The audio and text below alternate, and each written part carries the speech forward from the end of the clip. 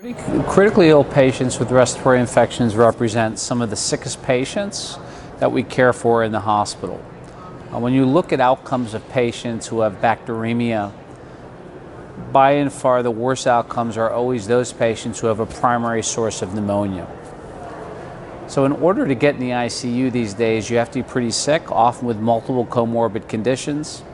So you have that chronic illness, and you also typically have a high acute severity of illness as well. And when you deal with a respiratory infection, it often involves mechanical ventilation or borderline high oxygen percentage delivery. So you're sort of dealing with patients who have a double whammy of underlying medical issues and acute severity of illness. So from these patients, you usually have, you don't have much wiggle room or comfort zone to get your empiric therapy wrong for pneumonia. So your first choice is your most important choice.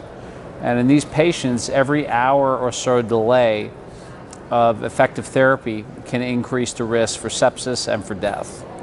So a very challenging group. Obviously, the other major challenges are these severely ill patients often have repeated antibiotic exposures, indwelling devices, and extensive healthcare exposure. So antibiotic resistance plays an important role. And many of our standard guideline options of antibiotics may not be as active or have a less likelihood of being active against the infecting pathogens the sicker the patient is and the more healthcare exposed they are. Current treatment landscape for, I'll say, pneumonia in the ICU setting typically would be a combination of, I'd say, vancomycin and in many cases zosyn or cefepime, two sort of anti-pseudomonal beta-lactams. In some cases, in patients who might be heavily antimicrobial exposed before, empiric therapy might be with a carbapenem, like a meropenem or an imipenem, again in combination with the vancomycin or in some cases linezolid. And depending on how severely ill the patient is and whether they've had prior highly resistant pathogens or they're at risk for those pathogens, guidelines recommend, and many practitioners would also give a second non-beta-lactam agent that might increase the likelihood of getting an active antibiotic on board empirically before you know the infecting pathogen. Typically, the most effective combination agent is an aminoglycoside, something like a tobramycin, gentamicin, or an amikacin, although in some cases a fluoroquinolone like ciprofloxacin or levofloxacin might be an option as well.